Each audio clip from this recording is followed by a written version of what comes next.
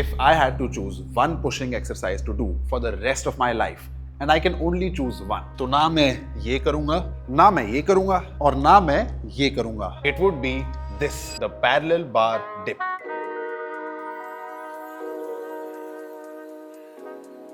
और इसका रीजन काफी सिंपल है. ये एक कंपाउंड कैलिस्थेनिक्स एक्सरसाइज है जिससे आपकी चेस्ट, ट्राइसेप्स और शोल्डर्स सब कुछ ट्रेन होता है. If you are into calisthenics then this is one of those exercises जो आपका बहुत ज्यादा स्ट्रॉन्ग बेस बनाएंगी ताकि आप लॉन्ग रन में स्किल सीख पाओ. और अगर आपको कैलिस्थेनिक्स से इतना भी लगाव नहीं है then dips and weighted dips are still one of the best exercises you can do for muscle hypertrophy. And aside from that it also makes you freakishly strong. पर हैरानी की बात तो ये है कि ये एक्सरसाइज बहुत अंडररेटेड और मिसअंडरस्टूड है क्योंकि यहाँ तो लोग इसे बहुत मुश्किल समझ के इग्नोर करते हैं या फिर बिल्कुल गलत लगाते हैं. और जब गलत लगाते हैं तो एक्सरसाइज को गाली देते हैं कि यार डिप्स करने में तो शोल्डर पेन होता है, डिप्स तो बड़े खराब है, डिप्स तो बड़े डेंजरस है. अरे भाई, प्रॉब्लम डिप्स में नहीं तुम्हारी टेक्निक में है. इसीलिए आज मैं आपको सिखाऊंगा डिप्स करने का सबसे सही तरीका और कौन सी गलतियां आपके गेन्स और जॉइंट्स दोनों को बर्बाद कर रही हैं. Let's get into it. इस एक्सरसाइज को हम 4 सिंपल स्टेप्स में सीखेंगे. स्टेप 1, फाइंड अ पैरेलल बार जो आपकी शोल्डर विड्थ से थोड़ा सा वाइड है. Something like this is perfect. आपको ऐसे बार्स अपने लोकल जिम में या फिर किसी पार्क में आसानी से मिल जाएंगे. स्टेप 2, एक बारी आप बार्स पे चढ़ गए फिर आपको अपने शोल्डर्स को एक प्रॉपर पोजीशन में लेके आना है. इसके लिए हम अपने शोल्डर्स को ऐसे श्रग या डिप्रेस करेंगे. ये आपके शोल्डर्स को एक सेफ पोजीशन में लॉक कर देता है while properly engaging the muscles around your scapula such as your lower traps, rhomboids और serratus anterior, जो सब मिलके आपके शोल्डर्स को स्टेबलाइज करते हैं. इसका मतलब ये है कि डिप्स सिर्फ आपके चेस्ट और ट्राइसेप्स और शोल्डर्स नहीं बल्कि पूरी अपर बैक और स्कैपुलर कंट्रोल को भी इन्वॉल्व करते हैं, which is what makes this a fantastic exercise. Step 3, अपने एब्स को एंगेज करो एक हॉलो पोजीशन में आकर. मतलब चेस्ट इन, पेल्विस टक्ड इन और बॉडी को एक टाइट आर्क में होना चाहिए. ये पोजीशन आपको बैलेंस, कंट्रोल और कोर एक्टिवेशन देता है. बिना इसके डिप्स लूज और अनस्टेबल फील करेंगे. साथ के साथ स्पाइन को एक ऐसी हॉलो पोजीशन में लाने के और भी फायदे हैं जो कुछ ही समय में मैं आपको अभी समझाऊंगा. अब तक के लिए ये समझ लो कि ये आपकी आइडियल स्टार्टिंग पोजीशन है जहां पे आपके शोल्डर्स डिप्रेस्ड हैं और आपकी बॉडी एक हॉलो पोजीशन में है. नाउ स्टेप 4, नीचे जाना शुरू करो. नीचे जाते समय आपको हल्का सा आगे लीन करना है. बहुत ज्यादा भी नहीं और बिल्कुल सीधा भी नीचे नहीं जाना. Slight lean and make sure कि आप एक हॉलो पोजीशन मेंटेन करके रख रहे हैं थ्रू आउट द मूवमेंट. और आपको उतना नीचे जाना है जहां पे आपके शोल्डर्स आपकी एल्बोज से हल्का सा नीचे चले जाएं. Once your shoulders cross this line then you don't need to go any deeper क्योंकि इससे ज्यादा रेंज ऑफ मोशन की जरूरत नहीं है और उसके फायदे कम, नुकसान ज्यादा हैं क्योंकि फिर आपके शोल्डर्स एक हाइपर एक्सटेंडेड पोजीशन में चले जाते हैं विच इज नॉट गुड. क्यों? बस अभी 1-2 मिनट में डिस्कस करेंगे. अभी के लिए ये समझो कि आपको यहाँ तक नीचे जाना है और फिर वहां से ऊपर आ जाना है. ऊपर जाते हुए भी मेक श्योर कि आपका स्कैपुला डिप्रेस्ड है और बॉडी एक हॉलो पोजीशन में है. And that's it. This was your perfect dip, a work of art. लेकिन इसको गलत लगाना भी बहुत आसान है और गलत लगाने के काफी नुकसान हैं. Let's get into it. क्या डिप्स आपके शोल्डर्स के लिए खराब हैं?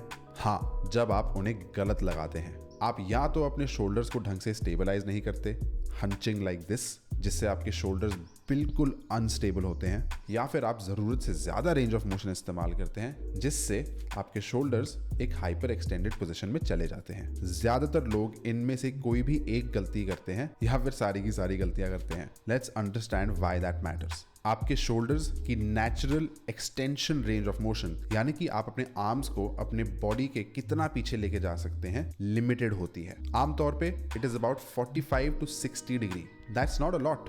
जब आपका शोल्डर इससे पीछे जाता है तो वो अपनी एनाटॉमिकल लिमिट क्रॉस कर देता है और इसको हम हाइपर एक्सटेंशन कहते हैं. तो एक्सटेंशन रेंज ऑफ मोशन है 45 to 60 degrees. More than that hyper extension. और ये हाइपर एक्सटेंडेड पोजीशन शोल्डर के लिगामेंट्स को स्ट्रेन करती है which leads to anterior shoulder pain and biceps tendon irritation, which is not fun.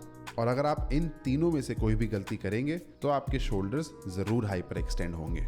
Let's see how the correct form prevents that. जब आप अपने scapula को डिप्रेस करते हो bye pushing your shoulders down like this, तो आपके shoulder blades एक stable position में आ जाते हैं और आपके स्कैपुला की आसपास की मसल्स एंगेज हो जाती हैं। This prevents your shoulders from rolling too far back. और जब आप एक हॉलो पोजीशन में होते हो, न्यूट्रल या थोड़ी सी राउंडेड होती है, पेल्विस टक्ट होता है और रिब केज फ्लेयर नहीं करता, तो नीचे जाते समय नेचुरली आपकी आर्म्स आपके टॉर्सो के ज्यादा पीछे नहीं जाती, preventing you from going into hyper extension. अगर आप ऐसा हॉलो पोस्चर नहीं मेंटेन करेंगे और अपनी बैक को या तो न्यूट्रल रहने देंगे या आर्च होने देंगे, तो नेचुरली नीचे जाते हुए आपकी आर्म्स आपके टॉर्सो के काफी पीछे जा सकती है और हाइपर एक्सटेंशन में जाने के चांसेस भी बढ़ जाते हैं। जब आप अपनी रेंज ऑफ मोशन कंट्रोल करते हैं और जरूरत से ज्यादा नीचे नहीं जाते, तब भी आपके शोल्डर्स के हाइपर एक्सटेंशन में जाने के चांसेस कम रहते हैं। They will stay in their active and available range of motion. तो अगर आप इन सब फॉर्म क्यूज को फॉलो कर रहे हैं, then you have nothing to worry about. Now that we understand why dips are one of the best upper body pushing exercises you can do, अब ये समझते हैं कि क्यों कुछ लोग कहते हैं कि डिप्स खराब हैं, डेंजरस हैं और आपको नहीं करने चाहिए। देखो, फंडा बहुत सिंपल है। अगर आपके पास कोई बॉडी वेट एक्सरसाइज करने लायक स्ट्रेंथ नहीं होती, तो आप नेचुरली वो एक्सरसाइज ढंग से नहीं कर पाओगे और आपको वो चैलेंजिंग तो लगेगी ही, लेकिन उसके साथ साथ आपको जॉइंट्स में पेन या इरिटेशन भी हो सकती है। So even though there is a right way to do dips, अगर आपके पास डिप्स करने लायक स्ट्रेंथ है ही नहीं, तो आपको डिप्स नहीं करने चाहिए। कैसे पता लगाएं कि आपके पास स्ट्रेंथ है या नहीं? बहुत सिंपल क्राइटेरिया है। अगर आपसे 10-15 पुशअप्स अच्छे फॉर्म के साथ आराम से लग जाते हैं, that means that you are strong enough to start practising dips. अगर आपसे पुशअप्स नहीं होते हैं, आपसे सिर्फ 2-4 पुशअप्स ही होते हैं, तो अभी सिर्फ अपने पुशअप्स बढ़ाने पे ध्यान दो। Once they improve, you can start dips. दूसरी चीज, अगर आपकी कोई पुरानी शोल्डर इंजरी है और डिप्स करते करते वो फ्लेयर अप हो रही है, तो आपके लिए डिप्स शायद नहीं है। And this applies to any exercise. अगर आप कोई भी एक्सरसाइज कर रहे हो और उस एक्सरसाइज में आपकी पुरानी इंजरी फ्लेयर अप कर रही है, चाहे आप सही से भी कर रहे हो, then maybe you should not be doing that exercise. Simple as that. In all other cases, I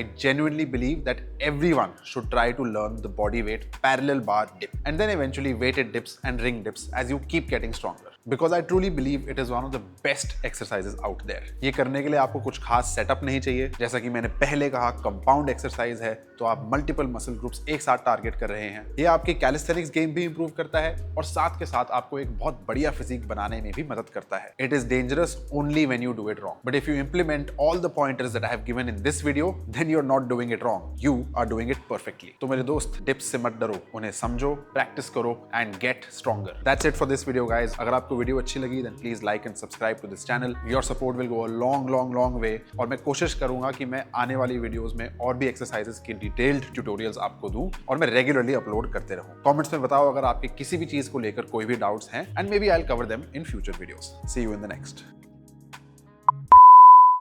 भाई, तुम्हें दिखाने के चक्कर में गलत फॉर्म कर करके खुद के शोल्डर्स ही ना मरवा बैठूं मैं।